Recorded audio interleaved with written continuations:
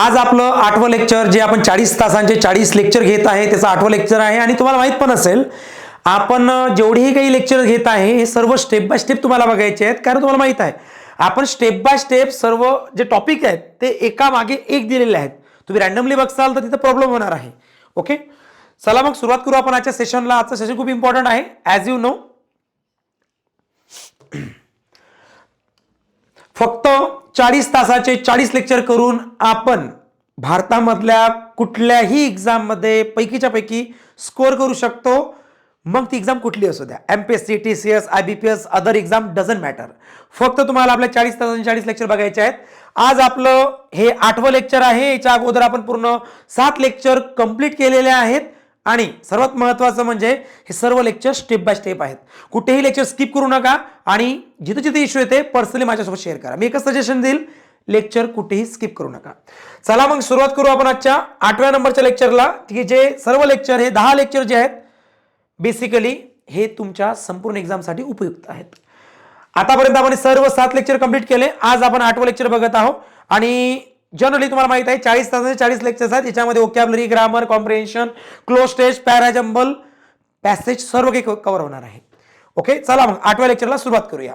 आजचं जे लेक्चर आहे आपलं बेसिकली हे खूप खूप इम्पॉर्टंट लेक्चर आहे आणि तुम्ही सर्वात महत्त्वाचं म्हणजे हे समजून घ्या की आपण बेसिक शिकत आहे. Basic to intermediate. Advance concept 11व्या लेक्चरपासून पुढे चालू होतील तुमच्या हँड्रेड टूल्समध्ये. हे बेसिक कन्सेप्ट आहेत. तसं म्हणू शकतो आपण पार्ट ऑफ स्पीच सर्वात महत्त्वाचं. तुम्हाला माहित आहे मी तुम्हाला टेन्सेस जे काय असेल ते सांगितलं. हां, तुम्हाला टेन्सेस 9वं लेक्चर आणि 10वं लेक्चर हे पूर्ण रिव्हिजन आहे तुमची. 9वं लेक्चर आणि 10वं लेक्चर पूर्ण रिव्हिजन आहे. सर्वांनी व्यवस्थित बघा 9वं आणि 10वं लेक्चर. पूर्ण टेन्सेसमध्ये जेवढे काही तुम्ही शिकलेले आहेत, जेवढे काही सेंटेन्सेस आहेत, तुम्हाला 9वं लेक्चर आणि 10वं लेक्चर खूप इम्पॉर्टंट असेल तुमच्यासाठी. चला बघा आता, कारण ते सर्व रिव्हिजन आहे असं म्हणू शकतो आपण. पार्ट ऑफ स्पीच म्हणजेच काय, कुठल्याही भाषेमध्ये शब्दांच्या 8 जाती असतात. आता आपण म्हणू शकतो ह्या 8 जाती, ह्या 8 जाती कुठल्या कुठल्या बरं, जसं की नाऊन, प्रोनाऊन, एकच minute, pronoun, adjective, verb, adverb, preposition, conjunction आणि इंटरजेक्शन. एकूण शब्दांच्या 8 जाती असतात. आता काय होते माहिती आहे का, मी तुम्ही म्हणा सर हे पण बेसिकमध्ये येते का? Yes, obviously. जेव्हा आपल्याला एरर काढायची आणि मी म्हणेल इथं ॲडजेक्टिव्ह येऊ शकत नाही, इथं नाऊन येऊ शकत नाही, इथं ॲडवर्ब येऊ शकत नाही, तुम्ही काय म्हणणार मला की सर मला तर ओळखताच येत नाही. मला तर ओळखताच येत नाही की हा नाऊन आहे, प्रोनाऊन आहे, ॲडजेक्टिव्ह आहे, वर्ब आहे, ॲडवर्ब आहे, प्रेपोजिशन आहे, कंजंक्शन आहे, इंटरजेक्शन आहे. मग काय करू मी? काहीच करू नका. आजचं लेक्चर करा आणि आजचं लेक्चर करून तुम्हाला मी आजच्या लेक्चरमध्ये त्याचे काही प्रकार नाही शिकवणार, त्याच्या काही तुम्हाला काही एक्सप्लेनेशन नाही शिकवणार. मी शिकवणार आयडेंटिफाय कसं करायचं. कारण वाक्य जेव्हा एरर येते, जेव्हा मी बोलतो की ॲडवर्बच्या नंतर कधी असा शब्द येत नाही किंवा कधी तो शब्द येत नाही, मग तेव्हा काय होते, तेव्हा मग तुम्ही जर ॲडजेक्टिव्ह ॲडवर्बच मला समजत नाही, तुम्ही रूल सांगता मला समजत नाही. याचं बेसिक समजून घ्या की कसं आयडेंटिफाय करायचं. नाऊन, या नामाला कसं ओळखणार बरं आपण? नाऊन म्हणजे नेम. जेव्हा तुम्ही म्हणता कोण आहे, बघा अगदी सोप्या भाषेमध्ये, कोण आहे किंवा काय आहे, कोण आहे काय आहे, जेव्हा असा प्रश्न विचारता तेव्हा तुम्हाला नाऊन मिळते. बघा माझ्याकडे एक बॉटल आहे, हे काय आहे? विचारा प्रश्न, काय आहे? बॉटल आहे. मी कोण आहे? टीचर आहे. मी कोण आहे? गणेश आहे. मी कोण आहे किंवा हे काय आहे? स्क्रीन आहे. जेव्हा तुम्ही असा प्रश्न विचारता काय आहे किंवा कोण आहे, तुम्हाला काय मिळते? नेम मिळते आणि ते नेमच काय असते? नाऊन असते. किती सोपं होतं नाऊन ओळखणं, किती सोपं होतं. एवढं सोपं आहे नाऊन ओळखणं. जसं की काय आहे? मोबाईल आहे. कोण आहे? गीता आहे. हे कोण आहे? माझा विद्यार्थी आहे. कोण आहे किंवा काय आहे, जेव्हा प्रश्न विचारता तेव्हा त्याला नाऊन म्हणतात. एवढं सोपं होतं नाऊन ओळखणं. हां, तर हे तर समजलं आम्हाला, पण याचे एक्सप्लेनेशन घेऊया आपण थोड्या वेळात. नाऊन समजलं सर्वांना. आता प्रोनाऊनकडे वळूया. हा प्रोनाऊन कसा आयडेंटिफाय करायचा बरं ते बघा. आता प्रोनाऊन ओळखण्यासाठी आपण नामाच्या ऐवजी जो शब्द वापरतो, म्हणजे मला स्वतःला गणेश न म्हणता मी म्हणणार मी. मला या बॉटल न म्हणता मी म्हणणार ही जी बॉटल आहे ही. तो पंख्याला पंखा न म्हणता मी म्हणणार इट. ओके, मी लेक्चर न म्हणता मी म्हणणार इट. मी एखाद्या मुलीला त्या मुलीचं नाव न घेता मी म्हणणार शी. मी आपलं नाव सर्वांचं न घेता मी म्हणणार आपण, तुम्ही. हे सर्व काय असतात? नामाच्या ऐवजी वापरले जाणारे शब्द. मग जे शब्द तुम्ही नामाच्या ऐवजी वापरता त्यालाच म्हणतात इन्स्टेड ऑफ नाउन, म्हणजे नामाच्या ऐवजी वापरले जाणारे शब्द त्यांना तुम्ही सर्वनाम म्हणता. एक्झाम्पल बघा, म्हणजे मला या बॉटलला इट किंवा दिस नाही म्हणायचं, बॉटलला बॉटल नाही म्हणायचं, तर मी इट किंवा दिस म्हणू शकतो. मला माझं नाव न घेता मी काय म्हणू शकतो? मी. मला तुमचं नाव न घेता मी काय म्हणू शकतो? तुम्ही. मला त्या मुलीचं नाव न घेता मी म्हणू शकतो ती, शी. मला त्यांचे नाव न घेता दे, आपले नाव न घेता वी, म्हणजे नामाच्या ऐवजी जे तुम्ही म्हणता ना कोण आहे काय आहे हे यांचं नाव न घेता त्या नामाच्या ऐवजी जो शब्द तुम्ही वापरता त्याला सर्वनाम म्हणतात. आणि नाम आणि सर्वनाम हे दोघंही भाऊभाऊ असतात. ओके, काय असतात? भाऊभाऊ. नाऊन वाक्यात आला तर प्रोनाऊन येत नाही, म्हणजे नाऊन जर आला तर नामाच्या ऍब्सेंटीमध्ये प्रोनाऊन, प्रोनाऊनच्या ऍब्सेंटीमध्ये नाऊन असं आपण घेत असतो. पुढे चला. आता आम्हाला इथपर्यंत समजलं नाऊन प्रोनाऊन हे काय असते. नंतर ऍडजेक्टिव्ह काय असते बरं? ऍडजेक्टिव्हचं काम आहे, ऍडजेक्टिव्ह दोघांचा मित्र असतो. ऍडजेक्टिव्ह कोणाचा मित्र असतो? नाऊन आणि प्रोनाऊनचा. ऍडजेक्टिव्ह म्हणजे हा काय करतो? क्वालिफाय करतो. ऍडजेक्टिव्ह कोणाचा मित्र असतो? नामाचा. ऍडजेक्टिव्ह कोणाचा मित्र असतो? सर्वनामाचा. म्हणजे ऍडजेक्टिव्हचं काम असते, हा जो नाऊन आहे, मोबाईल झाला, गीता झाली, स्टुडंट झाले, किंवा इट दिस, आय यू, शी, दे किंवा वी, हे जे नाऊन किंवा प्रोनाऊन आहेत यांच्याबद्दल काय करणे, यांच्याबद्दल एक्स्ट्रा माहिती देणे. Whether it is good or bad doesn't matter, but हा काय करतो शब्द, यांच्याबद्दल एक्स्ट्रा माहिती देतो. एक्झाम्पल, मोबाईल तर आहे पण मोबाईल कसा आहे? खूप कॉस्टली आहे. गीता तर आहे पण गीता कशी आहे? खूप सुंदर आहे. स्टुडंट आहेत पण कसे आहेत? हुशार आहेत. म्हणजे हे जे एक्स्ट्रा माहिती मिळतं आपल्याला, हुशार आहे, सुंदर आहेत, कॉस्टली आहे, हे काय आहे बरं? हे ऍडजेक्टिव्ह आहेत. कारण ऍडजेक्टिव्हचं कामच असते या नामाबद्दल एक एक्स्ट्रा इन्फॉर्मेशन देणे. Whether it is good or bad doesn't matter, काही पण असू शकते. आता बॉटल, पण बॉटल कशी आहे? छान आहे. मी किंवा तुम्ही कसे आहात? यु नो लॉयल आहो. ती कशी आहे? ती शॉर्ट आहे. ते कसे आहेत? ते थोडे थोडे क्रूल आहेत. आम्ही कसे आहोत? दयाळू आहोत. म्हणजे सांगण्याचं काम ऍडजेक्टिव्ह करतो. म्हणजे ऍडजेक्टिव्हचं काम काय आहे की नाऊन आणि आपला प्रोनाऊन यांची क्वालिटी दाखवणे, की ते बॅड आहेत की गुड आहेत, हे क्वालिटी दाखवणे. की नाईस, यस नाईस आहे, उंच आहे, शॉर्ट आहे, हुशार आहे, हे सांगण्याचं काम कोण करते? तर ऍडजेक्टिव्ह करतो. झालं क्लिअर? आय होप तुम्हाला नाऊन समजला, प्रोनाऊन समजला, ऍडजेक्टिव्ह समजला. ऍडजेक्टिव्ह काम असते प्रोनाऊन किंवा नाऊन यांना क्वालिफाय करणे. ओके, मी थोडी एक्झाम्पल पण घेतो थोड्या वेळात, वेट करा. पुढे चला. वर्बचं काम काय असते? वर्बचं काम असते सेंटेन्स कंप्लीट करणे, वाक्य पूर्ण करणे. यांच्याशिवाय वाक्य बनत नाही. बघा आपण शिकलो ना बेसिकमध्ये की ज्या शब्दामध्ये क्रियापद नसते त्याला सेंटेन्सच म्हणत नाहीत. अगदी सोप्या भाषा समजून घ्या की वाक्य पूर्ण करण्यासाठी किंवा वाक्याला मिनिंग देण्यासाठी किंवा वाक्याला वाक्य नाव देण्यासाठी क्रियापद कारणीभूत ठरतो. क्रियापदामुळेच ते सेंटेन्स पूर्ण होते, अदरवाईज त्याला सेंटेन्सला सेंटेन्स म्हणत नाहीत. ओके, पुढे चला. म्हणजे is, has, go, play, it, go परत परत आला. चला ठीक आहे. हे सर्व काय असतात? क्रियापद असतात. आणि क्रियापद भरपूर आहेत, आपण शिकलो सर्व बेसिक क्रियापदाचं. म्हणजे क्रियापद आहेत आणि क्रियापदाचं काम काय? सेंटेन्सला पूर्ण मिनिंग येऊ देणे, ते क्रियापदाचं काम असते. आता बघूया ऍडवर्ब. आता बघा, जसं तुम्ही बघितलं हा जो ऍडजेक्टिव्ह होता हा नाऊन आणि प्रोनाऊनचा मित्र होता. पण हा जो ऍडवर्ब आहे ना, हा ऍडवर्ब आपल्या ऍडजेक्टिव्हचा मित्र आहे, हा ऍडवर्ब आपल्या वर्बचा मित्र आहे आणि हा ऍडवर्ब स्वतःचा सुद्धा मित्र आहे. म्हणजे मी काय म्हटलं समजलं तुम्हाला? म्हणजे ऍडवर्बचं काम काय आहे? एखाद्या क्रियापदाबद्दल एक्स्ट्रा माहिती देणे, एखाद्या ऍडजेक्टिव्ह बद्दल माहिती देणे, एखाद्या दुसऱ्या अनदर ऍडवर्ब बद्दल माहिती देणे. म्हणजे 3 लोकांना क्वालिफाय करतो ऍडवर्ब. वर्बला, ऍडजेक्टिव्हला आणि अनदर ऍडवर्बला. तुम्ही म्हणा सर एक्झाम्पल द्या ना. यस, घेऊया थोड्या वेळात. बघा कसं. नाईसली कशा प्रकारे? चांगल्या प्रकारे. कशा प्रकारे? जोराने. कशा प्रकारे किंवा कधी? लवकरच, थोडंसंच, खूपच.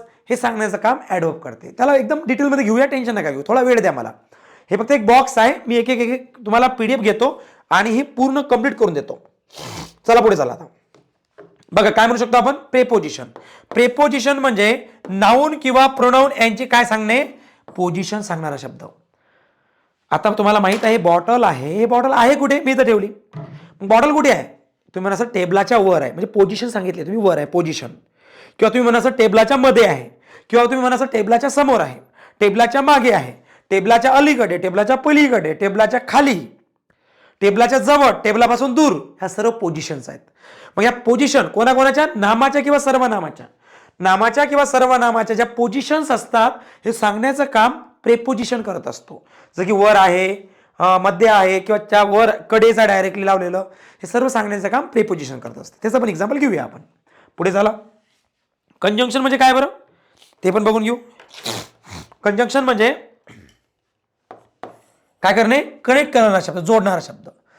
असा शब्द की जो दोन शब्द, दोन फ्रेजेस, क्लॉजेस किंवा वाक्य यांना जो कनेक्ट करतो, यांना जो जोडतो, जोडणारा कनेक्ट करणारा शब्द असतो त्याला कनेक्टर्स किंवा त्याला कंजंक्शन म्हटलं जाते. आणि इंटरजेक्शन म्हणजेच काय?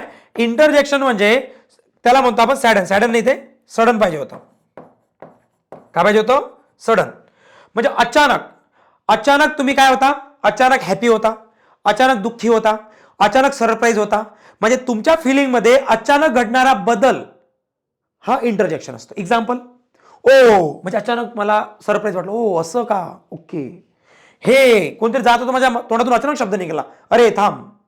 किंवा मी काय म्हणणार, ॲज नाही येणार याच्यामध्ये, ओके. किंवा मी म्हणणार अल्लास. हे असे शब्द येतील खूप वेगवेगळे. म्हणजे यांना म्हणतो आपण काय तर इंटरजेक्शन. आता मला एक काम करायचं आहे, ते म्हणजे या सर्वांना डिटेलमध्ये तुम्हाला थोडंफार एक्सप्लेनेशन द्यायचं आहे. कारण जर तुम्हाला वाक्यामधला noun, pronoun, adjective, verb, adverb, preposition, conjunction ओळखता आला नाही तरी सुद्धा मी तुम्हाला शिकवू शकतो, प्रॉब्लेम नाही आहे. बट जर ओळखता आला 100% तर 100% स्कोर येतो ना आपला. तो 10-20% कशाला कमी होत येतात? आपला मेन पर्पज आहे की पैकीच्या पैकी स्कोर घेणे. मग पैकीच्या पैकी समजून सुद्धा घ्या. लेक्चर 2 वेळा बघा. चला बघा आता काय म्हणू शकतो याच्यामध्ये. सर्वात महत्वाचं आहे नाऊन आणि प्रोनाऊन. यांना समजून घेऊया. काय असते माहिती आहे का? मी असंही वाक्य लिहू शकतो, Rakesh is a doctor. Rakesh कोण आहे? राकेश एक डॉक्टर आहे. त्या वाक्यामधला राकेश नाऊन आहे, डॉक्टर सुद्धा नाऊन आहे. समजून घ्या, राकेश सुद्धा नाऊन आहे आणि डॉक्टर सुद्धा नाऊन आहे. समजलं सर आम्हाला? या वाक्यामध्ये आता राकेशच्या ऐवजी काय लिहिलं आपण? तो डॉक्टर आहे. म्हणजे नामाच्या ऐवजी शब्द जो लिहितो त्याला सर्वनाम म्हणतात. पण डॉक्टर तर नाऊनच आहे ना. डॉक्टर कोण आहे? एक नाऊन आहे. असं तुम्ही आयडेंटिफाय करू शकता नामाला आणि सर्वनामाला. It's so easy. म्हणून याच्यात काही हार्ड नाही आहे. पण आता आपण स्टेप बाय स्टेप पुढे जाणार आहोत. तुम्हाला नाऊन आणि प्रोनाऊन असं ओळखता येईल आता. चला समजलं नाऊन कसं ओळखायचं, प्रोनाऊन कसं ओळखायचं या पद्धतीनं. पण प्रॉब्लेम कुठे येतो ऍडजेक्टिव्ह मध्ये विद्यार्थ्यांना, पण त्याला मी खूप सोपं केलेलं आहे. बघा आपण असं म्हणतो की नेमकं ऍडजेक्टिव्हचं काम काय असते. त्या ऍडजेक्टिव्हचे 2 काम असतात. एक तर नाऊनला क्वालिफाय करणे, एक तर प्रोनाऊनला क्वालिफाय करणे. हे काम असते कोणाचं? हे काम असते ऍडजेक्टिव्हचं. नामाला किंवा सर्वनामाला क्वालिफाय करणे. क्वालिफाय करणे म्हणजे नेमकं काय? त्यांच्याबद्दल एक्स्ट्रा माहिती देणे, विशेष माहिती देणे. Whether it is good or bad doesn't matter. बघा मला माहित आहे राकेश एक नाऊन आहे, मला माहित आहे डॉक्टर एक नाऊन आहे, मला माहित आहे ही एक प्रोनाऊन आहे आणि आपल्याला हे पण माहित आहे डॉक्टर एक नाऊन आहे. आता याच्यात जर बघितलं आपण तर आपण असं म्हणू शकतो की राकेश इज अ डॉक्टर. आपल्याला माहित होतं की राकेश डॉक्टर आहे, पण तो राकेश कसा डॉक्टर आहे सांगा बरं. राकेश तर डॉक्टर आहे, पण राकेश कसा डॉक्टर आहे तर आपण म्हणू शकतो स्मार्ट डॉक्टर आहे. म्हणून हा झाला ऍडजेक्टिव्ह. अशा पद्धतीनं तुम्ही ऍडजेक्टिव्ह आयडेंटिफाय करू शकता, कारण त्यांनी काय केलं? नामाला क्वालिफाय केलं. या वाक्यामध्ये बघा, या म्हणजे राकेश म्हणा, राकेशला क्वालिफाय केलं म्हणा किंवा नामाला क्वालिफाय केलं म्हणा, दोघालाच. राकेश कोण आहे? डॉक्टर आहे, दोघाला क्वालिफाय केलं. इथं बघा सर्वनामाला क्वालिफाय केलं म्हणा किंवा नामाला क्वालिफाय केलं म्हणा, एकच गोष्ट आहे की he is a smart doctor. तो कसा आहे? तो एक स्मार्ट डॉक्टर आहे. म्हणजे स्मार्टने सुद्धा काय केलं? या प्रोनाऊनला किंवा त्या नाऊनला क्वालिफाय केलं. म्हणजे म्हणून याला ऍडजेक्टिव्ह म्हटलं जाते. हे तुमच्या लक्षात आलं असेल. हा जो स्मार्ट आहे हा कोण आहे? तुमचा ऍडजेक्टिव्ह आहे. अशा पद्धतीने तुम्ही हे आयडेंटिफाय करू शकता. झालं क्लिअर? म्हणजे तुम्हाला नाऊन ओळखता येईल, तुम्हाला प्रोनाऊन ओळखता येईल, तुम्हाला ऍडजेक्टिव्ह सुद्धा ओळखता येईल. पण आता जो महत्वाचा कन्सेप्ट आहे दॅट विल बी ऍडवर्ब, ते सुद्धा आपल्याला आयडेंटिफाय करायचं आहे आणि ते सुद्धा आपण आता समजून घेणार आहोत. बघा कसं, तर त्याच्याबद्दल नॉलेज घेऊया आपण. ऍडवर्ब. आता इथं विद्यार्थी खूप साऱ्या चुका करतात. ऍडवर्बची 3 कामं असतात, मी समजून सांगतो. ऍडवर्बचं पहिलं काम आहे एखाद्या वर्बला क्वालिफाय करणे. ऍडवर्बचं दुसरं काम आहे एखाद्या ऍडजेक्टिव्हला क्वालिफाय करणे. आणि ऍडजेक्टिव्हचं तिसरं आणि शेवटचं काम आहे स्वतः ऍडवर्बला क्वालिफाय करणे. हे 3 कामं ऍडवर्बची असतात. परंतु तिन्ही एक्झाम्पल मी तुम्हाला देणार आहे. आता बघा एकदा वाक्य वाचून घ्या. ही वर्क्स, इथं वर्क्स येते, एकदा वर्क्स एस लिहून घेऊ आपण. ओके, इथं पण वर्क्स येते. चला बघा आता काय करणार आपण. He works fast. आता तुम्हाला माहित आहे की हा वर्क्स कोण आहे? वर्ब आहे. आणि वर्बला कोण क्वालिफाय करू शकतो? ऍडवर्ब. म्हणून फास्ट हा ऍडवर्ब आहे असं ओळखतात की तो काम करतो. पण तो कसं काम करतो, कशा प्रकारे काम करतो? हा जो फास्ट आहे हा फास्ट कोणाबद्दल इन्फॉर्मेशन देतो? कामाबद्दल इन्फॉर्मेशन देतो, त्याच्याबद्दल नाही. हा जर याच्याबद्दल इन्फॉर्मेशन, तो आहे, तो कसा आहे, तो स्मार्ट आहे असं असतं तर ऍडजेक्टिव्ह झाला असता. तो कसा आहे? स्मार्ट आहे. किंवा वाक्य असं जरी असतं, मी वाक्य लिहितो एक बघा, ही इज फास्ट. या वाक्यात समजून घ्या, हा जो फास्ट आहे हा या वाक्यातला ऍडजेक्टिव्ह आहे. बघून घ्या एकदा. कारण त्यांनी एका सर्वनामाला क्वालिफाय केलं. कोणाला क्वालिफाय केलं? एका प्रोनाऊनला क्वालिफाय केलं. तुम्ही बघू शकता. म्हणजे जो शब्द एका प्रोनाऊनला किंवा नाऊनला क्वालिफाय करतो त्याला ऍडजेक्टिव्ह म्हणतात. म्हणून हा ऍडजेक्टिव्ह का समजला का? हा फास्ट ऍडजेक्टिव्ह आहे, पण हा फास्ट ऍडवर्ब आहे. कारण या वाक्यात काय म्हणतो आपण? तो कसा आहे? तो फास्ट आहे. पण या वाक्यात असं म्हणतो का की तो कसा आहे? नाही. तो काम करतो, पण तो कसं काम करतो? तो फास्ट काम करतो. म्हणजे या वाक्यातला फास्ट ऍडवर्ब आहे, या वाक्यातला फास्ट ऍडजेक्टिव्ह आहे. म्हणून शब्द तुम्ही लर्न करू नका, समजून नका घेऊ. समजून घ्या, लर्न नका करू.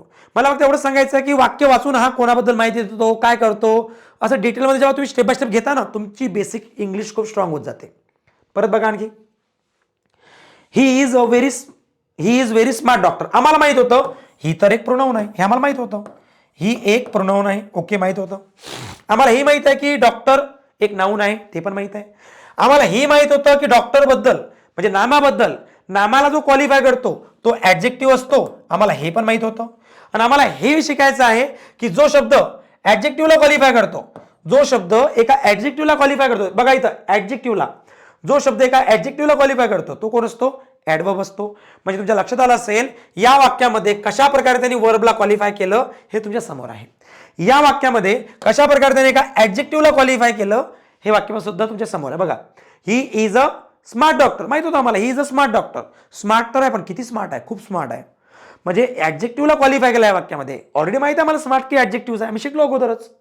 त्यानुसार पुढे चला. ही वर्क्स, तो काम करतो. मग तो कसा काम करतो? तो फास्ट काम करतो. म्हणजे हा काय होता आपला एक ऍडवर्ब. हे तर क्लिअर होतं की he works fast, he works fast. हा जो फास्ट होता ऍडवर्ब होता, हे वाक्य जसं तसं आहे. पण तो फास्ट काम तर करतो, पण किती फास्ट काम करतो? म्हणजे हा जो व्हेरी आहे दुसऱ्या ऍडवर्बला सुद्धा क्वालिफाय करतो. ऑलरेडी माहित होतं आम्हाला की तो काम करतो, पण तो कसं काम करतो? फास्ट काम करतो. फास्ट ऑलरेडी ऍडवर्ब आहे, पण या ऍडवर्बला या व्हेरीने काय केलं? आणखी क्वालिफाय केलं. म्हणजे हा सुद्धा काय झाला? मग अनदर ऍडवर्ब झाला. म्हणजे ऍडवर्बचे 3 कामं असतात, एक तर वर्बला क्वालिफाय करणे, किंवा ऍडजेक्टिव्हला क्वालिफाय करणे, किंवा अनदर ऍडवर्बला क्वालिफाय करणे. हे समजून घ्या. हे जर समजलं नाही तुम्हाला तर जेव्हा आपण इंग्लिशमध्ये जाऊ तर पैकीच्या पैकी हा आय नो स्कोर आणून देईल मी, तरी सुद्धा तुमचा नाही समजलं तरी सुद्धा, कारण माझ्याकडे तुफान ट्रिक्स आहेत आणखी पण, तरी सुद्धा तुमचा जो काही स्कोर येत नाही तो आणून देणार आहे. पण तरी माझं असं म्हणायचं आहे की तुम्ही जेवढं समजते समजून घ्या, जे समजत नाही नोट डाऊन करा आणि आणखी डिटेलमध्ये त्याच्याबद्दल आयडिया लावा आणखी. चला, समजलं आम्हाला नाऊन, प्रोनाऊन, ऍडजेक्टिव्ह, ऍडवर्ब. आता एकदा वर्ब समजून घ्या. वर्ब ऑलरेडी आपण शिकलो, कारण वर्ब शिवाय आपण सुरुवात केलीच नाही. वर्ब टॉपिकला डिटेलमध्ये आपण शिकलो याच्या अगोदर. कसं शिकलो? आपल्याला माहिती आहे वर्ब मध्ये हेल्पिंग वर्ब 27 असतात, हे आपण शिकलो. मेन वर्बचे किती? 5 फॉर्म असतात. फक्त ट्रान्झिटिव्ह इंट्रान्झिटिव्ह शिकलो आपण. आता 27 मधून जे 17 असतात, 17 प्रायमरी ऑक्झिलरी असतात, आणि जे 10 उरलेले आहेत ते मॉडेल असतात. हे सर्वच्या सर्व लेक्चर नंबर 1 मध्ये आपण लिहून दिलेले आहेत. तुम्हाला आठवत असेल लेक्चर नंबर 1 मध्ये 27 हेल्पिंग वर्ब, त्याच्यामधले 17 काय असतात? टू डू असतात, जसं की डू, डज, डीड, शाल, विल. टू बी 7 असतात, एम, इज, आर, वॉज, वर, शाल बी, विल बी. आणि टू हॅव 5 असतात, कुठले कुठले? Have, has, had, shall have, will have. हे 17 तुमचे प्रायमरी. आणि मॉडेल किती असतात? 10 असतात. कुठले कुठले? कॅन, कुड, मे, माइट, शुड, ऑट टू, नीड नॉट, मस्ट, आणि वुड आणि यूज टू, असे 10 काय असतात? मॉडेल्स असतात. हे ऑलरेडी हेल्पिंग वर्ब आपण डिटेलमध्ये शिकलो, म्हणजे समजून घेतलं की हेल्पिंग वर्ब असतात. यांच्यानंतर कुठले कुठले फॉर्म येतात, काय होते, सर्व बघितलं आपण. आता पण मेन वर्बचे 2 प्रकार बघा. एक असतो ट्रान्झिटिव्ह आणि दुसरा असतो इनट्रान्झिटिव्ह. हे काय असते बघा एकदा. ट्रान्झिटिव्ह आणि इनट्रान्झिटिव्हचा अर्थ काय होतो? ज्या क्रियापदाला तुम्ही काय नाही प्रश्न विचारता, ज्या क्रियापदाला तुम्ही काय नाही प्रश्न विचारता आणि तुम्हाला ऑब्जेक्ट मिळते त्याला ट्रान्झिटिव्ह म्हणायचं. काय किंवा कोणाला असा प्रश्न विचारता तुम्ही, काय किंवा कोणाला असा जर प्रश्न विचारला आणि तुम्हाला ऑब्जेक्ट मिळाला तर ते असतं ट्रान्झिटिव्ह. आणि इनट्रान्झिटिव्ह म्हणजे काय? तुम्ही यांना काय किंवा कोणाला प्रश्न विचारू शकत नाही. कसं? याचं एक्झाम्पल सांगतो. मला म्हणायचं आहे आय ईट अ बनाना. मी एक वाक्य घेतलं बघा, आय ईट अ बनाना. आणि दुसरं वाक्य घेतलं आय स्विम इन रिव्हर. मी 2 वाक्य घेतले. या दोन्ही वाक्यामध्ये समजून घ्या. मी स्विम करतो, पण मी काय स्विम करतो हे उत्तर नाही मिळत, हे उत्तर नाही मिळत. मी स्विम करतो, मी कोणाला स्विम करतो हे उत्तर नाही मिळत. म्हणून याच्यामध्ये हा जो स्विम आहे याला इनट्रान्झिटिव्ह म्हणतात. इनट्रान्झिटिव्ह म्हणजे ज्याच्यात ऑब्जेक्ट बनत नाही. इनट्रान्झिटिव्ह म्हणजे ज्याचा ऑब्जेक्ट बनत नाही त्याला म्हणतात. आणि ट्रान्झिटिव्ह म्हणजेच काय बघा बरं, की आय इट, मी खातो, पण मी काय खातो, कायचं उत्तर लगेच समोर मिळते, म्हणजे ऑब्जेक्ट मिळतो आपल्याला, त्याला ट्रान्झिटिव्ह म्हणतात. संपलं. वर्ब काही कठीण नाही तुमचं एवढं.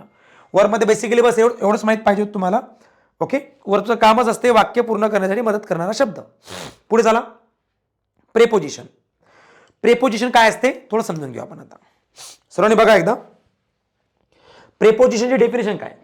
नाऊन ऑर प्रोनाऊनची पोझिशन सांगणारा शब्द किंवा जो कोणी असेल तो प्रेपोजिशन असतो. एक्झाम्पल बघा बरं. ही ऑलवेज हाइड्स, ही कोण आहे, प्रोनाऊन आहे. हा ही एक प्रोनाऊन आहे आणि हा टेबल एक नाऊन आहे. आणि या दोघांची पोझिशन सांगा मला. या दोघांची काय सांगायची तुम्ही मला, या दोघांची एकामेकाची पोझिशन कशी आहे. पोझिशन म्हणजे तो आहे आणि टेबल आहे. एका ठिकाणी तो आहे, एका ठिकाणी टेबल आहे, पण त्याची पोझिशन दोघांची कशी आहे, की तो टेबलापासून दूर आहे, तो टेबलाच्या वर आहे, तो टेबलाच्या जवळ आहे. हे सांगण्याचं काम कोण करणार, हे सांगण्याचं काम प्रेपोजिशन करणार. की ही ऑलवेज हाइड्स, तो नेहमी लपतो, पण तो कसा लपतो, टेबलावर लपतो का, टेबला खाली लपतो का, यस टेबला खाली लपतो. म्हणजे इथं येणार under.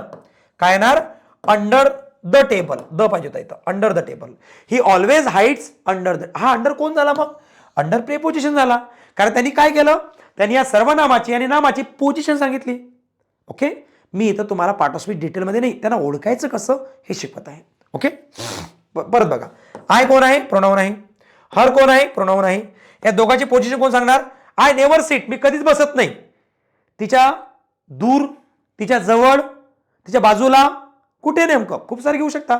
I never seat near her किंवा बिसाइड हर, कोणताही घ्या तुम्ही जे तुम्हाला तिथे लागतो. I never sit beside her, मी तिच्यासोबत कधीच बसत नाही, मी तिच्या बाजूला कधीच बसत नाही. नियर घ्या, बिसाइड घ्या, दूर घ्या, फार घ्या, इन फ्रंट घ्या, बिसाइड घ्या, ह्या त्याच्या पोझिशन सांगतात. आलं लक्षात. पुढे चला. वी वेंट, आम्ही गेलो, पण कुठे गेलो, रूम, रूमच्या आतमध्ये गेलो. म्हणजे एखाद्या गोष्टीच्या आतमध्ये जेव्हा मोशन करून जातो आपण तेव्हा इंटू लावतो. हे मी इथं हे सांगत नाही की तुम्हाला कुठल्या प्रेपोजिशनचा कसा वापर करायचा, हे तर तुम्ही शिकणार 100 रूल्समध्ये. इथं माझं काम आहे की तुम्हाला जात ओळखता आली पाहिजे फक्त, हा माझा पर्पज आहे. Okay, so we went into the room, into the room. पुढे बघा, नंतर आहे ठारे इज नथिंग. ठारे नाही, तो देअर आहे. There is nothing in water, पाण्यामध्ये काहीच नाही. बघा, पाणी नाऊन आहे, पाणी नाऊन आहे आणि देअर एक प्रोनाऊन आहे. या दोघांची जे पोझिशन सांगण्याचं काम करेल तो इन करणार आहे. आय होप लक्षात आलं असेल. प्रेपोजिशनचं एकच काम असते, ते म्हणजे पोझिशन दाखवणे, की वर आहे, खाली आहे, इकडे आहे, तिकडे आहे, हे सर्व पोझिशन दाखवण्याचं काम प्रेपोजिशन करत असतो. क्लिअर होत आहे. आय होप सर्व विद्यार्थ्यांना समजत आहे. आता कंजंक्शन बघा, नंतर इंटरजेक्शन बघा आणि नंतर आपण मूव्ह ऑन करूया. ओके, चला एकदा कंजंक्शन बघून घ्या, डेफिनेशन वाचून घ्या, जेणेकरून तुम्हाला बेटर अंडरस्टँड होईल. काय म्हणते बरं कंजंक्शनची डेफिनेशन, एकदा बघा सर्वांनी. बघा, दोन शब्द असतील किंवा दोन फ्रेजेस असतील, फ्रेजेस किंवा दोन क्लॉजेस असतील किंवा दोन सेंटेन्सेस असतील किंवा यांना जोडणारा जो शब्द असतो तो म्हणजे कंजंक्शन. आलं लक्षात. यांना जोडणारा जो शब्द असतो त्या शब्दाला कंजंक्शन असे म्हणतात. Example, you and me. You and me हे दोन काय होते, शब्द होते. हा एक वर्ड होता आणि हा एक वर्ड होता. दोघांना जोडण्याचं काम कोणी केलं, अँडने केलं. म्हणजे अँड झाला आपला कंजंक्शन, दोन शब्दाला जोडण्याचं काम. इथं बघा बरं, आय शॉल डिक्लेअर इट, मी ते डिक्लेअर करेल, मी ते घोषित करेल, पण केव्हा करेल घोषित, हे एक वाक्य आहे बघा. आय शॅल डिक्लेअर इट हे वेगळं वाक्य आहे. You tell me the truth हे वेगळं वाक्य आहे. तुम्ही मला खरं सांगता, तुम्ही मला खरं सांगणार, आणि याचा अर्थ होतो मी ते डिक्लेअर करेल, म्हणजे तुम्ही मला खरं सांगल्यानंतर मी ते डिक्लेअर करेल. म्हणजे दोघांना जोडण्याचं काम कोणी केलं, आफ्टरनी केलं. म्हणजे कंजंक्शनचं काम काय असते, दोन शब्द, फ्रेजेस, क्लॉजेस, वाक्य, इव्हन कधी कधी पॅरेग्राफ सुद्धा जोडण्याचं काम कंजंक्शन करत असतात. ओके, सो याला कंजंक्शन म्हणतो आपण. आणि याच्यानंतर शेवटचा जो पार्ट आहे त्याला एकदा बघून घेऊ, नंतर एकदा मी रिटर्न येतो. आणि आपल्याला फक्त ओळखता आली पाहिजे, जात ओळखता आली पाहिजे फक्त प्रत्येकाला. बघा, इंटरजेक्शन म्हणजे काय, अचानक स्कोल्ड, अचानक आपल्या अचानक रागामध्ये, अचानक आनंदामध्ये किंवा अचानक सरप्राईज म्हणजे आश्चर्य होऊन जे शब्द आपले निघतात, मध्ये निघणारे शब्द म्हणजे इंटरजेक्शन. जे शब्द तुमच्या कंट्रोलमध्ये निघत नाही, आउट ऑफ कंट्रोलमध्ये निघतात. खूप आनंद झाला, काहीतरी शब्द निघाला. सरप्राईज झाले, काहीतरी शब्द निघाला. दुःखी झाले, काहीतरी शब्द निघाला. नॉर्मल फिलिंगमध्ये जे शब्द निघतात ते नाही. जेव्हा तुमची फिलिंग नॉर्मल नसते अचानक, त्याला अचानक सडन चेंज, त्याला आपण काय म्हणतो, सडन चेंज जो आपल्यामध्ये होतो. एक्झाम्पल, सडन चेंज काय होतो, आपलं काही दिसलं की आपल्याला वाव, अचानक काही प्लॅनिंग, वाव, अचानक तोंडातून शब्द निघाला माझ्या. अल्लास, दुःख झालं की आपण काय म्हणतो, तुम्ही म्हणा सर आम्ही तर म्हणत नाही, तुम्ही नका म्हणू, आपण मराठी वेगळी बोलतो, इंग्लिश वेगळी बोलतो. अल्लास, अरे रे म्हणता त्याला. हे कोणाला आवाज देताना, हे कोण जात आहे मला माहिती होतं निघून जाणार, हे स्टॉप, अचानक मला घाई वादे हरीमध्ये अचानक, ओ अरे असं म्हणतो ना आपण, ब्युटिफुल. ओके, हे असंख्य शब्द आहेत जे तोंडातून आपल्या अचानक निघतात, त्यांना इंटरजेक्शन म्हणायचं. आता मला असं म्हणायचं, मी तुम्हाला एक वाक्य देतो, त्या वाक्यामध्ये तुम्हाला सर्व आयडेंटिफाय करता आला पाहिजे की noun, pronoun, adjective, verb, adverb, preposition, conjunction, interjection, जे काही ओळखता येते. मी सर्व देणार नाही, जेवढं घेता येते मी तेवढं घेतो. बघा, she always tells a lie. She always tells a lie when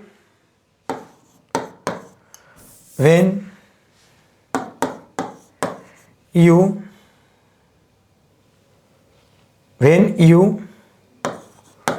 are out of when you are, चला आपण काय काय घेतलं, ओके चला आउटच घ्या, मग चला संपलं इथपर्यंत. मी तुम्हाला समजावतो, आउट इथं पण होऊ शकतो. चला मी एक काम करतो, या सर्वांच्या एकदा जाती सांगतो. तुम्हाला वाक्यामधल्या प्रत्येक शब्दाची जात सांगता आली पाहिजे. सांगून दाखवतो कसं. तर शी कोण आहे, प्रोनाउन आहे, कोणाचं नाव नाही, हा झाला प्रोनाउन. एक काम करा, इथं नाऊन घ्या पहिले, म्हणजे काय होणार, आशा. चला बघा आता, आशा कोण आहे, तर आशा एक नाऊन आहे, कारण कोणाचं तरी नाऊन आहे. ऑलवेज कोण आहे, मला नाही माहित ऑलवेज कोण आहे, चला सोडून द्या. टेल्स कोण आहे, टेल्स एक वर्ब आहे. मग आता बघा, आशा सांगते, पण आशा कशी सांगते, नेहमी सांगते. आणि मग वर्बला क्वालिफाय करणारा कोण असतो, वर्बला क्वालिफाय करणारा एक ऍडवर्ब असतो, असं तुम्हाला ओळखता आलं पाहिजे की वर्बला क्वालिफाय करणारा एक ऍडवर्ब असतो. पुढे चला, अ लाय, खोटं तर बोलतो, काय बोलतो, पण काय बोलतो, खोटं बोलतो. काय काय आहे, हे खोटं आहे, हे काय आहे, हे खोटं आहे, काय आहे किंवा कोण आहे, म्हणजे हा नाऊन आहे. आपल्या इथं काय, अ लाय एक नाऊन आहे, आणि लाय एक वर्ब पण असतो. आय लाय हे वर्ब आहे, पण टेल अ लाय हा लाय नाऊन आहे. ओके, व्हेननी काय केलं, व्हेननी दोन वाक्य जोडले, हे वाक्य आणि ते वाक्य दोघांनी जोडले, म्हणजे याला आपण काय नाव दिलं, कंजंक्शन नाव दिलं. म्हणजे आपल्याला नाऊन मिळाला, आपल्याला ऍडवर्ब मिळाला, आपल्याला वर्ब मिळाला, आपल्याला कंजंक्शन पण मिळाला. आणि यू परत प्रोनाउन आहे, परत वर्ब आहे, आणि हा आउट कोण आहे, प्रेपोजिशन आहे. प्रेपोजिशन आहे असं म्हणू शकतो, कारण त्याचा अर्थ होते आउट. कुठे आहे, तुम्ही कुठे आहात, आतमध्ये आहात, बाहेर आहात, इकडे आहात, तिकडे, म्हणजे तुमचे पोझिशन सांगत आहे. म्हणजे आउट एक प्रेपोजिशन आहे, आर एक वर्ब आहे, यू एक प्रोनाउन आहे. फक्त याच्यात ऍडजेक्टिव्हने घेतला आपण, इंटरजेक्शन घेतला, आणि ते पण तुम्ही घेऊन वाक्य. मला एकच सांगायचं आहे की तुम्ही आजपासून एक काम करा, फक्त जे रीडिंग करता ना, आजपासून तुम्हाला एक वर्क करायचं आहे, लेक्चर बघितलं तुम्ही, आजपासून एक काम करायचं आहे. तुम्ही जे रीडिंग करत असाल, रीडिंग करत असताना ट्राय करा, फक्त ट्राय. एक तुम्हाला ऍक्टिव्हिटी करायची तुमची, तुम्ही म्हणता ना सर आणखी आम्हाला थोडंसं प्रॅक्टिससाठी सांगा बरं, काय करू आम्ही, व्हॉटेवर काही असू द्या, तुम्ही इंग्लिशमधले पुस्तकं जे 7वी 8वी 9वी 10वी 11वी 12वीचे जे पुस्तकं असतात इंग्लिश, त्याच्यामध्ये काय करा, रीडिंग करा. रीडिंग करताना काय करा, वाच, हा नाऊन आहे, हा कसं काय आला, वर्ब आला, हा आला, ते आला, हे तुम्हाला पार्ट ऑफ स्पीच शब्दाच्या जातीनुसार त्याला रूल लावण्याचा प्रयत्न करा. आय नो अगोदर तुम्हाला 5% समजेल, नंतर 10% समजेल, नंतर 25 समजेल, नंतर 50 समजेल, नंतर 75 समजेल, नंतर 90% समजेल, आणि एक दिवस असा येईल की तुम्हाला 100%पैकी 100% समजेल. ही प्रॅक्टिस होत चालते, एका दिवशी होत नाही, पण एका दिवशी नक्कीच होते. त्यासाठी तुमची प्रॅक्टिस कंटिन्यू पाहिजे. चालेल, आय होप लक्षात येते तुमच्या. सो आजच्या लेक्चरमध्ये आपण काय केलं, आजच्या लेक्चरमध्ये आपण हा जो पार्ट ऑफ स्पीचचा बॉक्स आहे, हेच मी तुम्हाला एक इंट्रोडक्शन दिलं की कशा पद्धतीनं आपण शब्दांच्या जाती आयडेंटिफाय करू शकतो. जर आयडेंटिफाय करता आला नाही तर याच्याशिवाय आपण जे सेंटेन्सेस आहेत, जे आपण एरर सॉल्व्ह करणाऱ्या वाक्यामधली, मग वाक्यामधल्या शब्दांच्या जाती समजल्या नाही तर एरर फाइंड करताना आपल्याला थोडे इश्यूज येतात. मग मी एकच तुम्हाला सजेशन देईल की ह्या ज्या शब्दांच्या जाती आहेत ह्या प्रॉपर हँडल करता आल्या पाहिजे, ओळखता आल्या पाहिजे. पण तुम्ही म्हणा सर पाठांतर केलं चालेल का, हा नाऊनच आहे, नाही. जोपर्यंत ते शब्द वाक्यात येत नाही तोपर्यंत त्या शब्दांची जात फिक्स होत नाही. एक्झाम्पल देतो कसं, तर काही विद्यार्थी म्हणतात सर पाठांतर केलं चालते का, नाही. आता एक शब्द बघा, मी काय करतो, आय फास्ट ऑन सॅटरडे. मी शनिवारला उपवास करतो. ओके. दुसरं वाक्य बघा, आय एम फास्ट, हे दुसरं वाक्य आहे. तिसरं वाक्य आहे आय वर्क फास्ट, आणि चौथं वाक्य आहे फास्ट इज अ वर्ड, हे तुमचं चौथं वाक्य आहे. मला म्हणायचं आहे की पाठांतर करू नका. तुम्ही म्हणा सर हा शब्द पुस्तकात तर ऍडजेक्टिव्ह दिला, मग तुम्ही तर हा सांगतात. तसं नसते. तुम्ही तर तसा अभ्यास करत असले तुम्ही इंग्लिशमध्ये 0 आहात. का बरं सांगतो.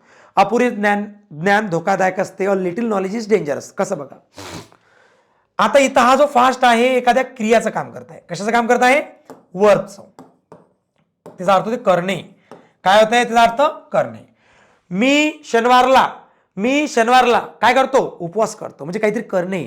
म्हणून हा जो फास्ट आहे तुमचा, हा या वाक्यामधला काय बनलेला आहे? वर्ब तयार झालेला आहे. वर्ब. कारण काहीतरी करणे. मी उपवास करतो शनिवारला. I fast on Saturday. I fast on Saturday, म्हणजे तो झाला तुमचा क्रियापद. दुसरं वाक्य बघा. दुसरं वाक्य जर बघितलं तर हा फास्ट काय करत आहे? या प्रोनाउनला क्वालिफाय करत आहे. मी तर आहे, पण मी कसा आहे? तर मी फास्ट आहे. म्हणजे प्रोनाउनला क्वालिफाय करणारा शब्द हा ऍडजेक्टिव्ह असतो. म्हणजे बघितलं असेल वरच्या वाक्यामध्ये पण फास्ट आहे, खालच्या वाक्यामध्ये पण फास्ट आहे. पण वरच्या वाक्यामधला काय होता? काहीतरी करणे होता, म्हणून तो वर्ब आहे.